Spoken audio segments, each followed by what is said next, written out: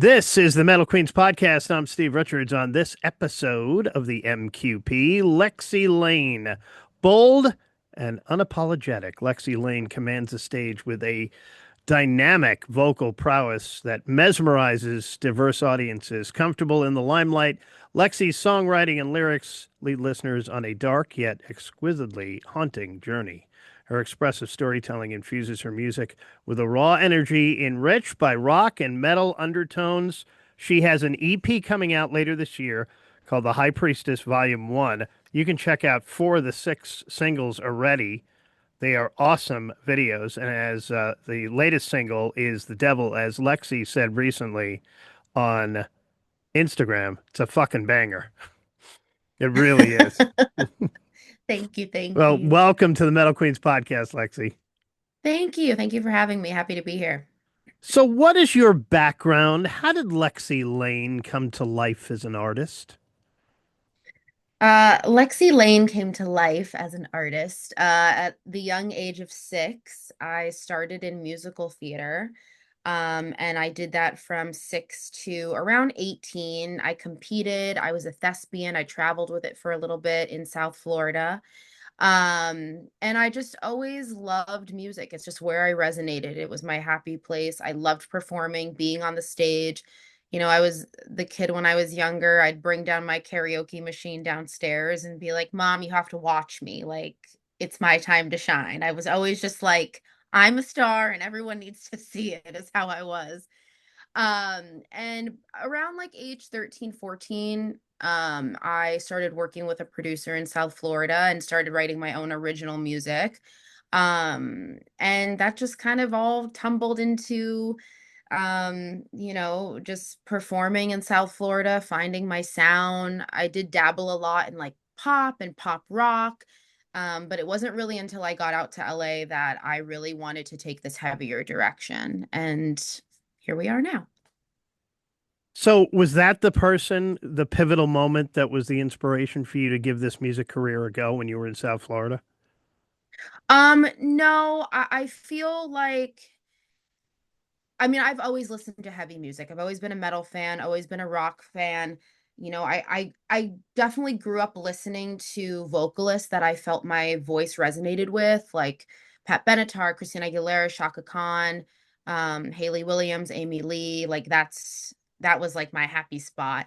Um, I think I just hit this point where I was so concerned back in South Florida what people would like think if I went heavier. Also, like that wasn't really a thing back then. Like now, again, your podcast, for example, it's called Metal Queens. Like that wasn't a thing back in, 20 years ago, 15 years ago. It's so massive right now, women in metal, that I feel like it was like maybe a couple years before that switch really started to happen in metal that I was like, screw it, I want to go heavier, but still keep like my strong vocals. And I have a little R&B and pop sometimes, I've been told, in my voice, and I just kind of wanted to mesh the two together. Yeah, I've got a lineup of, every day I'm booking more artists, more female metal artists. To your point, I Yeah. mean, it's just, yeah, growing. It's not hard to find them anymore worldwide It's because true. we feature them worldwide here on the Metal Queens podcast. Your music videos are striking. How involved are you in the visual and creative direction of the videos? I am the one who is the vision. Mhm. When I'm writing a song or a melody or I'm in the studio, I always think of the production side as well. It's not just I'm writing this song. I need to think of the visuals. What is going to captivate people? What's going to be interesting? I feel like nowadays people's attention span is so short Yeah. that I'm always thinking like, what can I do to make somebody sit and watch my video on YouTube for, 3 minutes and 50 seconds? And I always try to just get out of my comfort zone and be a little bit uncomfortable. And if there's a line in my mind, I always try to top that line. I feel like I really do a good job with challenging myself. And the music videos, they're a representation of me and the music, and I want the visual to match what people are hearing as well. Yeah, and then your theatrical background comes into play in the videos as well. 100%, 100%. Is there a particular track of yours that you feel represents you the best and why? I would say in this moment would be the High Priestess. Um, I feel like the Tower and Serpent and the Devil were a lot of demons I was fighting, a lot of things I was trying to break through to become the high priestess. And for example, that's why we released Serpent first. Serpent is about me shedding skin, going through a certain situation that I just really needed to let go of to emerge into that high priestess. And I feel like the high priestess visually and musically, like you just kind of soak in that um queen energy, Mm. and I try to live life like that humbly, very, very humbly. I just try to always remember what I've been through, how I've overcome certain situations, and how I've grown so much over the years, and to just be proud of myself. Has this been cathartic for you? 100%. Every song that I've put out is extremely cathartic. I don't write anything that is not raw or real or organic. It has to be real because then it's just me being fake, I feel. Like, Yeah. like I'm a very honest, blunt person, and especially with my music because that's my craft. I have to resonate with it. If I'm not resonating with it, I'm not putting it out. In terms of songwriting, were you always a good songwriter? Did you always like to write? I always loved writing, and I started writing at a young age. I was around like 10, 11. I would, like doodle in my notebook like little poems, and I used to write in poem form a lot. Now I do still write. I do have a co-writer, my producer, Kevin McCombs. We write everything together. Um, I've noticed too, like being an artist, as I'm sure other artists can relate, having trauma and childhood trauma, sometimes it's really hard to get that out on paper, where it still sounds interesting and like I still want to listen to this song. And Kevin just does the most beautiful job of like resonating and us going back and forth together with like, all right, well, how are you feeling in this moment? Okay, let's write it down and then let's make it in this like really pretty interesting form so people do want to listen to this. Lexi, did the lyrics or the melody come first? It depends. For example, with Serpent, I had the lyrics first. I had a very light melody in my head after, and then once me and Kevin went in, we kind of revamped everything and just brought it up a notch.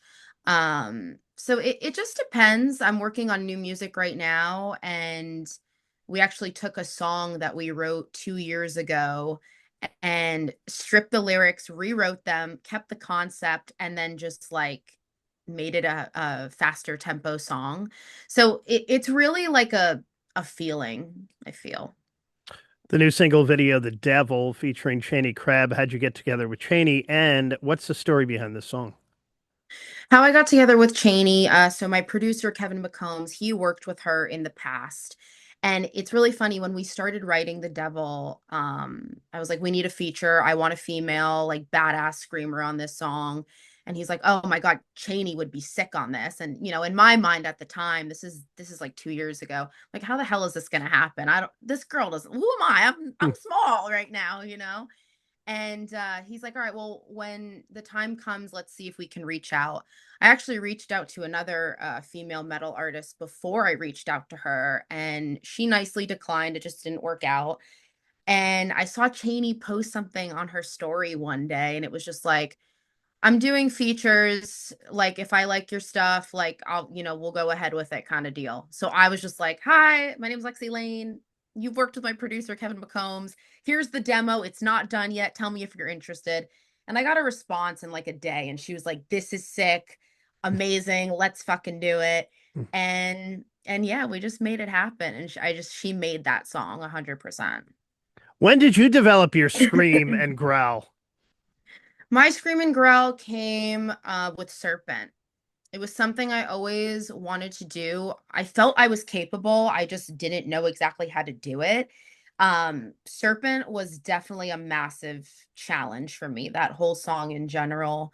It's very low, high, very high Yeah. belting, into the screaming, into quiet. It's definitely the hardest song to sing, but once I find my comfy spot, like I'm going, I'm rolling with it. Is there always, I always wonder if there's a concern when you do a lot of screaming, a lot of growling with your voice, and how do you protect it? I feel like since I view myself more of like a powerful singer, I don't look at myself as like a screamer necessarily. I feel like there's definitely a professional way to scream. There's a way to do it where you are not hurting your vocal cords. And there's a way to do it where you're just literally screaming and ruining your Yeah. voice. So I just try to be really cautious when I do scream.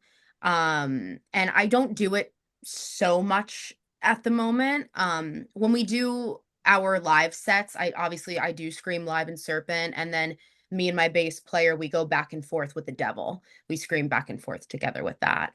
So I just try to be cautious. And if it starts to hurt, then I'm probably doing it wrong. So I just try to, look out for that.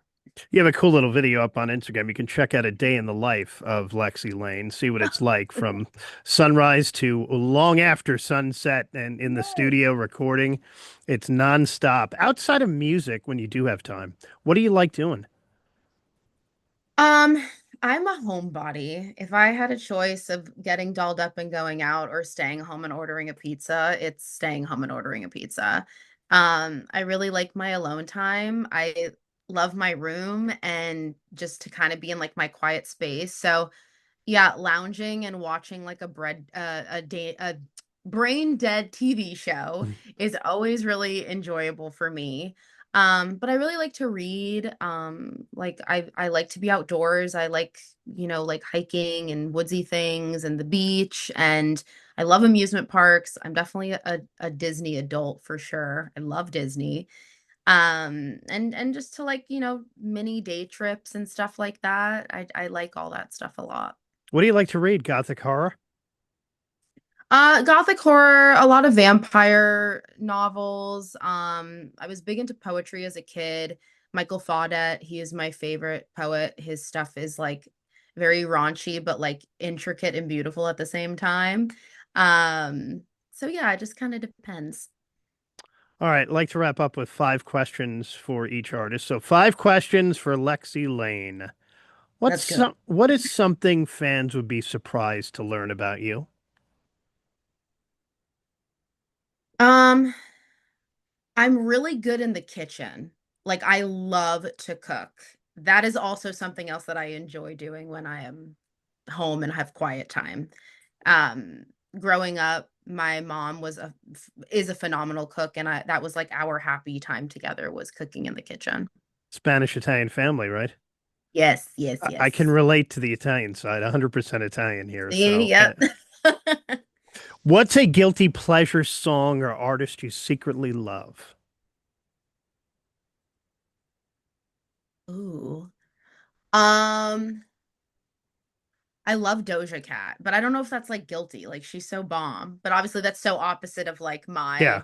my music. So yeah, Doja Cat. I freaking love her. Favorite drink? I just love like the LaCroix or like the Waterloo little seltzers that are like 0 calories, zero sugar, everything. They just kind of have like it's like a cherry lime flavor, but there's Yeah. nothing in it. Yeah. I'm addicted to those. Oh, I Yeah. love those. Yeah, I've got, yeah, a bunch of them. You drink those every Yep. day. Yeah. Same. First concert you went to ever? Ricky Martin.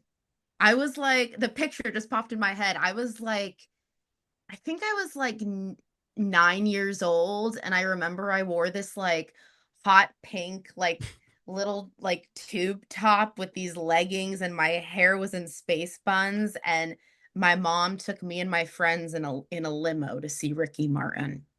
Was that in It was a Miami? great night. Yeah, it was Oh, when I lived in South Florida. Yeah, that had to yeah, be great there. Yeah. yeah. Favorite curse word? Uh, cunt. I love it. And it's so it like so many people are like, "Oh, it's such a nasty word. Like, why?" And I'm like, cunt. It's my favorite word. That's your favorite Favorite curse curse word. word." All right. All right. So it's the High Priestess Volume 1 EP. You said earlier you're working on some other songs too.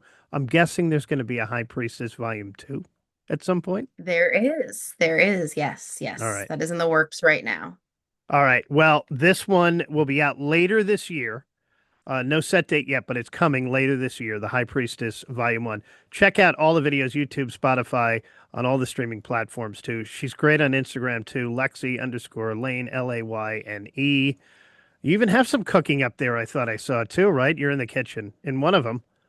Yeah. Yeah. The video I posted today, the spend the day with me. Yeah, I was cooking some like ground turkey and some like baked cauliflower thing. I don't know, I threw it together in 2 seconds. That day was so crazy. So So check it out on Instagram too, Lexi Layne. Oh, touring plans. Last question. Any plans to tour?